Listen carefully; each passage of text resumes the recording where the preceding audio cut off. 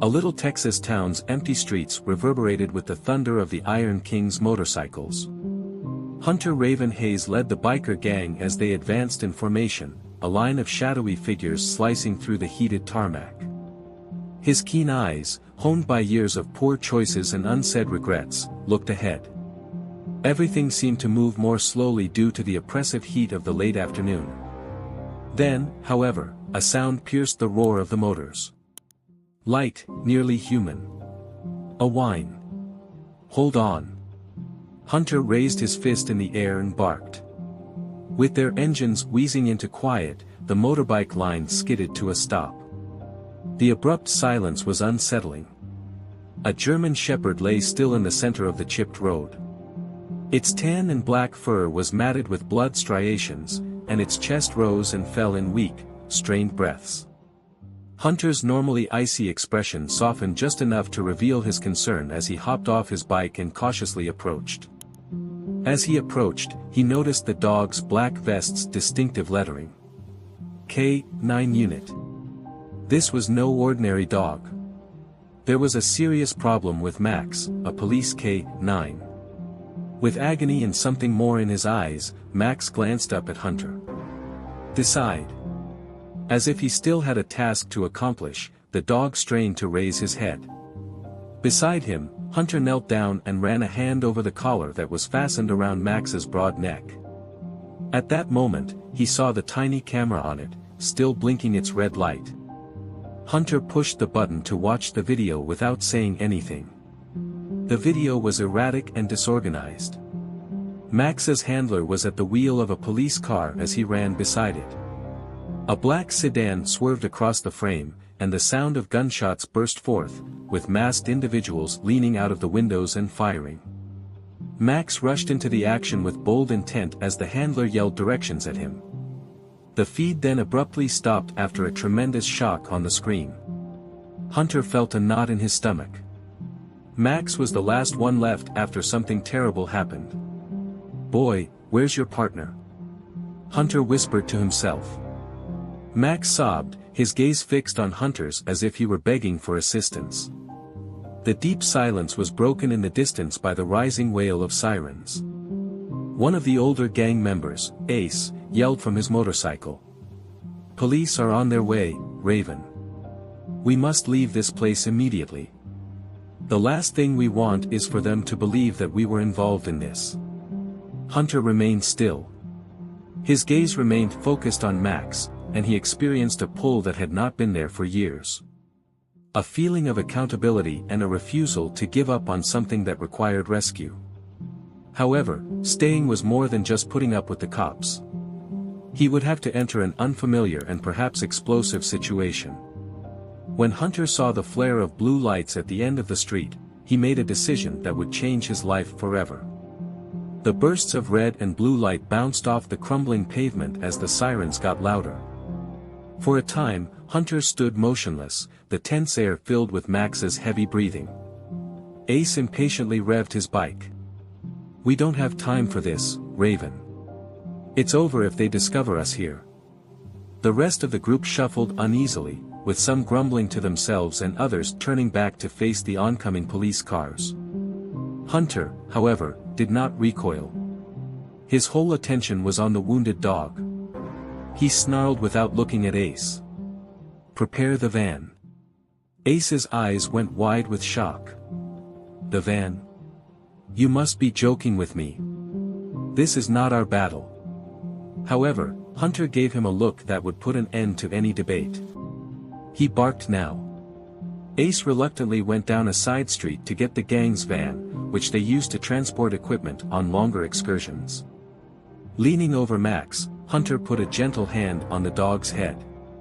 "Keep going, friend. I've got you." As Hunter gently gathered Max into his arms, the group stared in startled silence. With his weight pressing down on Hunter's chest, the dog let out a quiet whimper. Hunter hadn't held anything so delicate in years. He was indifferent to the dog's blood seeping into his leather vest. For an instant, Max's eyes flitted open and fixed themselves on Hunter's face with a mixture of desperation and faith. "Have you not been through hell?" Hunter whispered in an uncharacteristically quiet voice. He was startled back to reality by the siren's cries.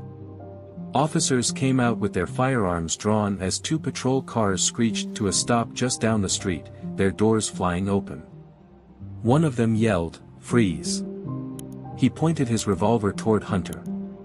"Set aside the dog and move away." For a moment, Hunter thought about giving up. Then he recalled the video from Max's camera. There was something wrong with it. Max and his handler had not been ambushed by a random person. This was prearranged.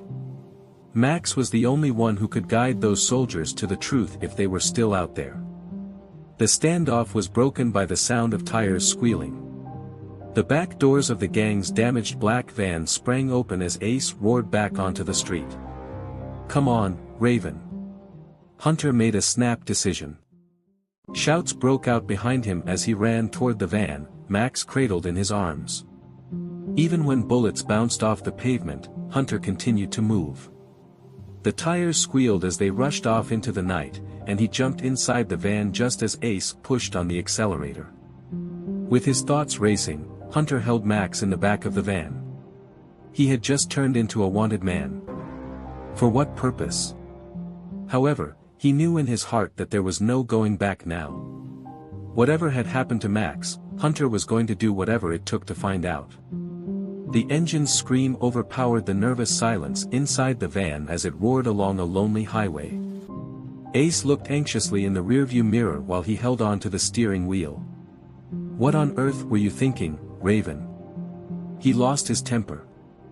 There was a hint of anxiety and resentment in his voice. With his back to the van wall, Hunter sat in the back, holding Max, whose breathing was steady but shallow. Hunter was too preoccupied with the battered puppy in his arms and the consequences of what he had just done to pay attention to Ace's tirade. "Now look at us." Ace kept smashing the steering wheel. "In the rear of our van is a bleeding police dog, and we are fugitives. By daybreak, the whole state would be chasing us." Hunter took a while to reply. Rather, he examined Max's camera, which was still in his grasp. It was intact but scratched, and he watched the earlier video again. The masked men, the gunfire, the confusion. It seemed purposeful, as though someone had wished for the officer and Max to move aside. "It's not just about the dog," Hunter remarked at last. He spoke softly. "There's more going on here." Ace laughed. "Larger? We don't have that problem. Raven? Without involving the police and any criminal gang, we already have enough on our plate." But when Hunter's eyes locked with Ace's in the mirror, his expression darkened. "Now," he stated forcefully. "This dog's buddy is either missing or dead, and those men will not stop with him if they return to complete the task." As if to punctuate Hunter's comments, Max whimpered weakly. Ace was momentarily silent, but his jaw tightened in annoyance. The gang's remote garage, tucked away in the woods, was reached by the van turning off the main road and onto an old dirt route. The hideout was a dilapidated structure used for meetings, repairs, and, when needed, hiding out. Hunter yelled to the others, "Get the med kit and some water," as the van came to a stop. Still not sure how to interpret the event, the group hurried out. As Hunter gently placed Max on an improvised cot inside the garage, his body shook. "Simple, dude." He mumbled, "You're safe now," although he wasn't positive whether that was true. At last, as the others gathered around him, Ace became angry. "Raven, you've lost your mind. Are you even aware of your actions? What has made us criminals now? A canine?" Hunter stood up straight and met Ace's gaze. "Not merely a dog. Max is proof. His partner's disappearance, his bleeding in the middle of the road, and the identity of those men may all be explained by whatever's on this camera." His voice trailed off to a near growl as he halted. "Do you want to leave? Proceed. But I'm not going to abandon this." The weight of Hunter's comments settled over the group, and the garage fell into an uncomfortable stillness. The forest was still and dark outside, but Hunter could sense the storm building. Max's pursuers would not let up until they located him, and now Hunter and his group were squarely in their sights. The silence in the garage was short-lived. Outside, through the stillness of the night, came the distant throb of an engine. Hunter's gaze darted to the open door as he froze. The noise intensified, thundering through the trees like a storm on its way. Hunter whispered, "Kill the lights, Ace." Ace flicked a switch on the wall and nodded when he paused. The garage became completely dark when the feeble, flickering bulbs above them went out. The group dispersed, each member automatically seizing whatever weapons were in their grasp. A rusty old shotgun off a corner shelf, a wrench, and a crowbar. Hunter knelt beside Max, who was now resting more awake, his ears perking up at the sound. Hunter, his hand protectively on the dog's neck, said, "Stay quiet, boy." The rustle of leaves outside and the steady, slow hum of an engine idling nearby were the only sounds audible for a moment. Abruptly, a ray of light pierced the darkness and moved across the garage windows. The car stopped just past the tree line, and the group held their breath. A black SUV with a menacing purr from its engine was visible to Hunter. It was the same type of car he had seen in the Max's video footage. He felt his gut turn. There was no coincidence here. They had been located. A man, tall and broad in the moonlight, emerged from the driver's door as it opened. After then, another door opened. 3 dark-clad individuals appeared, each moving with practiced accuracy. Hunter's intuition took over. They weren't police officers. These were the same professionals that had ambushed Max's handler. He looked back to Ace, whose knuckles were white from holding a tire iron so hard. Hunter discreetly murmured, "Get ready." Out of the shadows came a voice. "We are aware that you are inside. Simply turn over the dog, and we'll go. Nobody must suffer harm." Even though the tone was relaxed and almost informal, Hunter felt a chill go through him. His voice was hardly more than a whisper as he drew in closer to Max. "Boy, they're not here to bargain. They are here to complete the task they began." Slowly rising to his feet, Hunter narrowed his eyes in anticipation of the battle of his life. The gang prepared for whatever would happen next in the silence. The footsteps crunched on the gravel as the men outside drew nearer. Hunter knew there was no going back now that the storm had arrived. Hunter wasn't prepared to give up either. It was either them or the truth. As the guys outside closed in, the sound of boots crunching on gravel grew louder with every step. Hunter grabbed a crowbar from a workbench inside the garage and his grip tightened. His thoughts were racing, figuring out what they could do. They were both outgunned and outnumbered. That much was obvious. However, Hunter wasn't the kind to roll over, particularly when it came to men like this. Max gave a deep growl. He pushed himself up, pinning his ears back. "Simple, boy," Hunter muttered. "This is within our grasp." A knot of doubt twisted in his gut, despite the assurance in his words. Ace knelt to the window and looked out through a gap in the boards. He said, "3 of them. Perhaps more." Armed, Hunter nodded, anticipating that. They weren't amateurs, their moves and strategy were too exact and methodical. A voice pierced the strained air as one of the men outside yelled out once more. "You have 30 seconds to simplify this. Give the dog to me, and we'll go." For a moment, Hunter didn't believe the false calmness in his tone. "Yes, exactly," Ace mumbled, his tone brimming with irony. "They're simply going to leave." "Yes." Hunter glared at him to be silent before turning to face the others. His voice was hard and low as he explained the strategy. "We keep them outdoors. Make use of the shadows. They don't know this place, we do." He looked at Ace. "The left side is yours. Keep quiet. Refrain from giving them a clean shot." He looked at the others after that. "Remain low and alert. We struck first." Breathing shallowly, the group shuffled uneasily. Hunter knelt down next to Max and patted the dog. "Hold on tight, friend. It's going to become messy." The dog seemed to comprehend every word since his eyes were fixed on Hunter. The 30 seconds were up outside. The speaker shouted, "Time's up," and then a brilliant flash burst through the window, followed by the thunderous sound of a shocked grenade. As the gang rushed to recuperate, the world briefly shook. Hunter's ears rang, but instinct took over and he made himself move. Outside, the men were moving, their footsteps thumping the floor as they got closer to the doors. Hunter tightened his grasp on the crowbar and gritted his teeth. The group jumped into action as he yelled.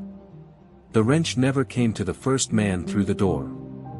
Ace's swing landed with a painful crack, but the others were not far behind, and Hunter realized they were going to have a life-or-death battle as the garage exploded in turmoil. Max snarled ferociously amid the confusion, as though his strength had returned and he realized the fight was about more than just survival. Justice was at issue. Hunter gave him a quick glance, his eyes blazing with resolve. He was not going to allow these folks triumph, no matter what. As the assailants forced their way inside, the garage was filled with oppressive tension. As he watched the men entering through the entrance, Hunter remained steadfast, his heart thumping in his chest. Their faces were hidden by the faint light from the street lamps outside, and their dark clothes blended seamlessly with the shadows as they proceeded purposefully. "Remain composed, everybody," Hunter muttered to his troops. Despite the storm building within of him, his voice remained steady. "Use this place, we know it." Max's instincts overcame his wounds and he growled low from his position on the cot. For a brief while, Hunter knelt beside the dog and placed a supporting hand on his head. "Boy," he said, "we won't let them take you." Ace was creeping toward the edge of the room, hiding behind piles of tools and equipment, when his gaze returned to him. With a small nod, Hunter indicated that it was time to take action. Ace purposefully knocked an empty metal toolbox off a workbench. The burglars were startled and knocked off balance by the thunderous smash that echoed through the garage. The group was able to reposition themselves for a critical few seconds thanks to the distraction. With his hands up a little, Hunter emerged from the shadows and spoke with cool authority. "Here, you have no business. Go back the other way. Trouble is not what we desire." A tall man who appeared to be their commander, one of the intruders, stepped forward. His tone was sharp, but his face was still unreadable. "The dog is the reason we're here. That's all. Once you turn him over, we're gone." Even though his comments lingered like a menace, Hunter remained unflinching. Hunter's eyebrows narrowed as he said forcefully, "This dog has already experienced enough. Furthermore, I don't think you'll honor your word." Sensing Hunter's determination, the man paused. Unspoken tension filled the dense silence. At last, the crew started to back away toward the door after the leader gave them a signal. The man remarked icily, "This isn't over. We will return." Hunter's whole body tensed with anxiety, he remained motionless until they vanished into the shadows outside the woods. He was aware that their retreat was temporary. As the gang regrouped, they were doing the same. Max whimpered softly, and Hunter knelt beside him. He whispered, "We bought ourselves some time, buddy. However, we urgently need answers." Everyone felt the weight of what had just transpired. This was no chance meeting. Time was running out, and Max was at the center of something far larger. The atmosphere in the garage was heavy and oppressive, like a dense cloud. Hunter was sitting next to Max, stroking the dog's coat. Max was still weak and breathing irregularly, but he had somewhat calmed down. With stern expressions, the other members of the gang formed a loose circle. The silence was broken by Ace, who was leaning against the wall with his arms folded. "Do you believe they will return?" he inquired, but everyone knew the answer. Hunter didn't raise his head. He looked at the camera still attached to the dog's collar. He mumbled, tinkering with the tiny gadget, "They're not done. They have already come for him and will return. However, We must determine why. The key is whatever's on this camera. The screen flickered to life when he hooked the camera into an old laptop they kept in the garage. Hunter played the video again as the others gathered around him. As before, the shaky footage began with Max trotting next to the police cruiser while the handler yelled orders. The masked men were leaning out of the windows as the black vehicle reappeared, swerving dangerously near. This time, however, Hunter slowed down the video and discovered something he had missed the first time: the sedan's license plate, which was partially visible in a fleeting shot. He paused the video and remarked, "There. We have a lead." Ace squinted at the TV as he leaned over. "What the heck? Do you believe the police will assist us with that? The law and us aren't exactly on speaking terms." As Hunter contemplated his next course of action, his jaw tensed. He said, "We don't need the cops. We'll manage it on our own. This plate can be traced by someone I know." He looked around the gathering. "We'll know what these individuals are pursuing and why they're willing to sacrifice all for Max if we can identify them." The group looked at each other uneasily. Everyone was aware that this was far beyond their typical area of concern. However, nobody expressed any skepticism. Pushing away from the laptop, Hunter reached for his jacket. "You're with me, Ace. Stay here and watch Max, the rest of you. Nobody enters. Nobody leaves. You understand?" Hunter took a final look down at Max as Ace grudgingly nodded. "Boy, keep going. We will not allow them to prevail." The anticipation of what they were going to discover hung heavily in the air as Hunter and Ace walked out of the garage and into the night. They would undoubtedly be drawn farther into a perilous web by whatever secrets that license plate held, and there was no way out of it now. As Hunter gazed out the window, his thoughts racing, he heard Ace's truck rumble on the deserted road. On the seat between them lay the laptop containing the video and the partially completed license plate. "You're taking us to this guy, who is he?" The silence was broken by Ace's question. There was a hint of inquiry in his cautious tone. "Someone I knew once." Without taking his eyes off the road, Hunter gave a harsh response. "A techie. In the past, he assisted me with, to put it mildly, less than legal tasks. He is the only one who can trace that plate without being questioned." Ace, obviously unimpressed, grunted. "Fantastic. One more dubious figure. Exactly what we require." Hunter gave him a sidelong glance but remained silent. He was too exhausted to argue. They felt like they were getting closer to danger every second they spent looking for answers. Max was still in the garage, hurt and defenseless. Those men would return to get him. Hunter knew for sure. And defeating them in whatever game they were playing was the only way to stop them. The truck arrived to a little, dilapidated store on the outskirts of town 1 hour later. The building appeared deserted, with most of the windows boarded up, but the neon sign over the door read Sparky's Repairs. Ace questioned doubtfully, looking around the empty street, "This is the place?" With a nod, Hunter grabbed the laptop and got out of the truck. As they got closer to the entrance, he warned, "Stay alert." The air within smelt like dust and burned circuitry. Old monitors, damaged hard drives, and cables that dangled from the ceiling like a spider's web littered the shop. From a desk in the corner, a wiry man with unkempt hair and heavy glasses peered up. He grinned and added, "I didn't think I'd ever see you again, Hunter Hayes." "Gadget. I need your help," Hunter replied bluntly. He slid the laptop toward him after setting it on the desk. Sparky arched an eyebrow but made no inquiries. Rather, he turned on a neighboring computer and began typing quickly. The tension in the room increased as the Sparky operated. Hunter pointed to the screen and stated, "This plate belongs to a black sedan. It was utilized to ambush a K-9 unit by a group of men wearing masks. The handler is vanished, but the dog is still alive. I must know their identities." The gadget whistled softly as his fingers fluttered across the keyboard. "Simple favors aren't something you do, are they?" he whispered. He leaned back in his chair and adjusted his glasses after a few uncomfortable minutes. He stated he got something. The license plates belonged to a shell corporation. There is nothing out of the ordinary. However, it was related to the address. With a somber expression, he rotated the TV to face Ace and Hunter. "About 2 towns away, there's a warehouse. It's not exactly a welcoming community." Hunter's jaw tightened as he gazed at the television. They needed a lead, and here was it.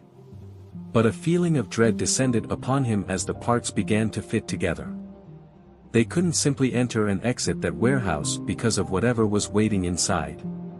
They also had a limited amount of time to get ready.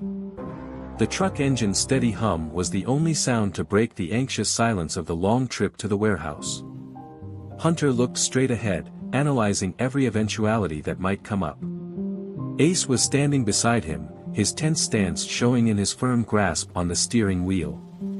"You are aware that we are most likely falling into their trap." When Ace finally spoke, his tone was tinged with annoyance. Hunter took a quick look over. "Yes," he said in a calm, quiet voice. "But there's a reason they wanted Max. And until we figure out what it is, we won't go back." The vehicle rolled to a stop just short of the address that the gadget had provided them when they arrived at the edge of the industrial sector. The warehouse loomed like a ghost in the distance. It has dented and rusty metal walls. A few security cameras were positioned close to the gate, and a chain-link fence encircled the perimeter, its barbed wire on top and the dim glimmer of yellow floodlights leaking out from inside. Ace squinted at the building and mumbled, "Looks quiet.